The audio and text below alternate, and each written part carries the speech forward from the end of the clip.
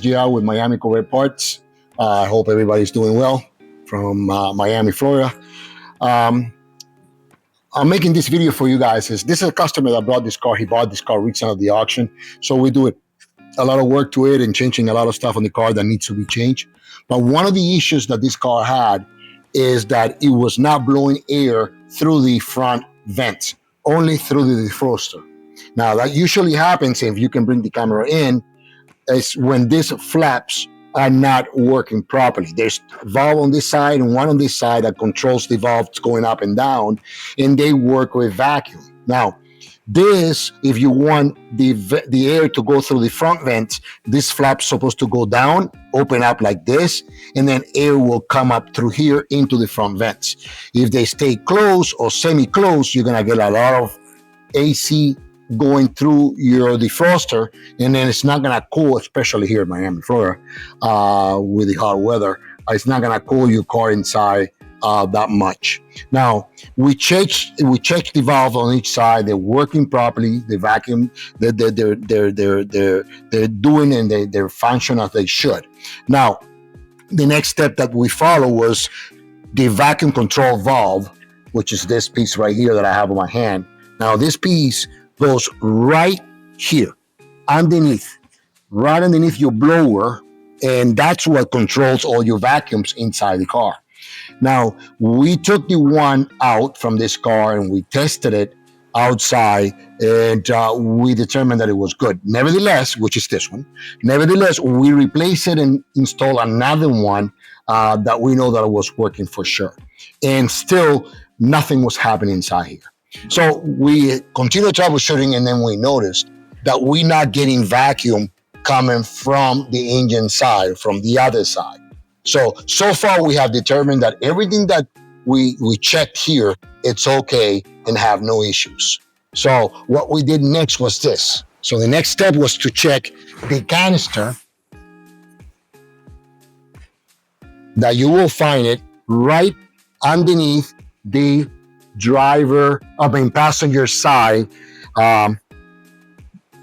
Here we took the fender out to check this canister. If it's your own car, you could take this take this cover out, take the 7mm bolt that goes here and the one underneath, and then you can pull the fender towards you and you'll be able to check this. Now, we don't want to apply any pressure to a customer car fender, so we'd rather took the fender out and to work with ease. Now, what we noticed is that right away, we thought that maybe the canister was cracked, and you lose vacuum when the canister is cracked. So the canister is good. And then we continued checking, and we went into the line that comes from the engine, and we're not getting vacuums from there either.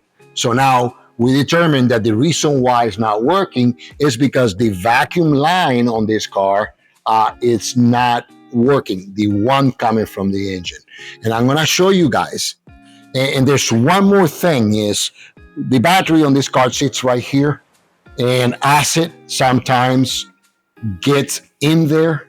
And I had put out a video similar to this because I had the same issue in another car. And what we found out was that the line, which is the first thing what we did, where the battery seats right there, if you get a battery leakage, it's gonna go underneath and it's gonna melt or eat up some of the tubing. And this is what happened on another job that we did on a similar car with a similar issue.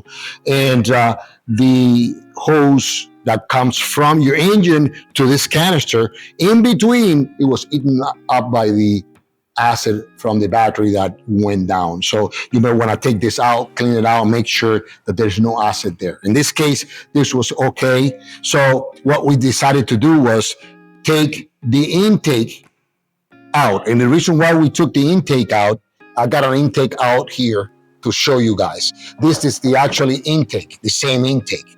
Now, if you notice on the back of the intake, you got this little tubing right here.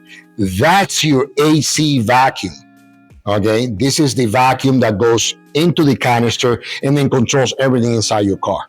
Now, what we noticed when we took this out, we did the job already. So when we took this out, we noticed that the someone apparently changed the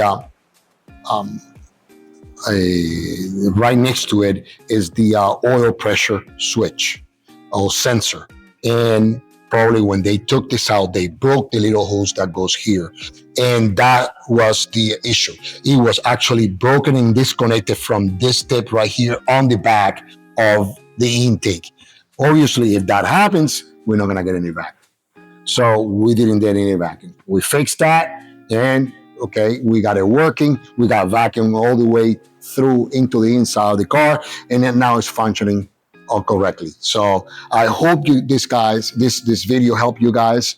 If you got a similar issue, now you know what to troubleshoot for, what to look for, okay? And so hopefully this is helpful for you guys.